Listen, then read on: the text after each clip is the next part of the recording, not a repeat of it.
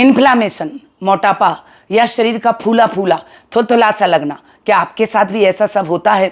मतलब जितने आप मोटे हैं नहीं उतना आलस, अनिद्रा और कुछ ना करने की इच्छा होती है।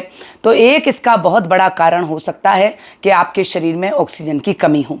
कई बार हम लंग्स रोगी होते हैं, जैसे अस्थमा, साइनस, टीबी, निमोनिया आदि होता है, या फिर कई बार आप इतनी जल्दी में होते हैं कि कभी भी आपके जितने लंग्स ईश्वर ने आपको दिए हैं उतने लंग्स का उपयोग नहीं करते, अर्थात उतनी ज़्यादा ऑक्सीजन आप इनहेल एक्सेल नहीं करते, तो भी आपको ये फूलापन, सूजापन या इन्फ्लामेशन जैसा भारी भारी गाल, आंखें भरी भरी सी लगती हैं।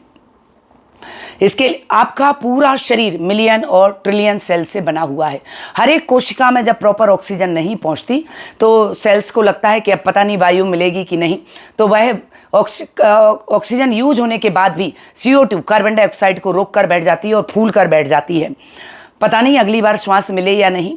तो शरीर को विश्वास दिलाइए, इसको बहुत इजीली हम केवल प्राणायाम के माध्यम से इस सूजेपन को, फूलेपन को उतार सकते हैं।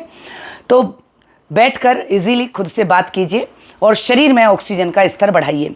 कपालभाति जब आप करते हैं तो आप पूरी गंदी वायु, पूरी कार्बन डाइऑक्साइड, मिलियन और ट्रिलियन सेल्स की गंदी वायु, क्योंकि नाभि में 72,000 नाड़ियों का संगम स्थल है, और जब आप बार बार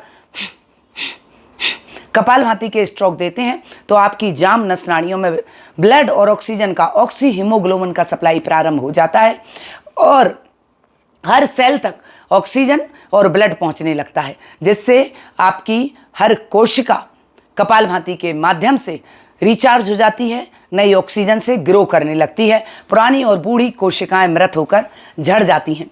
कपालभाति के जब आप बाद कम से कम 3 मिनट कपालभाति, 300 कपालभाति हर व्यक्ति को डेली करना चाहिए। कपालभाति के बाद जब आप अनुलोम विलोम करते हैं तो जो आपने विषाक्त वायु शरीर से बाहर फेंक दी है, अब ज़रूरी है कि आप ऑक्सीजन का स्तर शरीर में बढ़ाएं।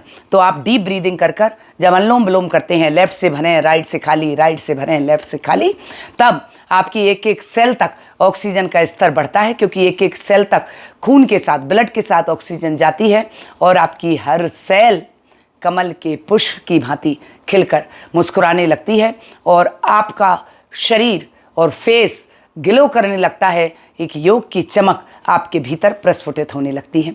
तो प्राणायाम से आप फेस की चमक, शरीर की चमक, आरोग्य प्राप्त कर सकते हैं। नमस्कार।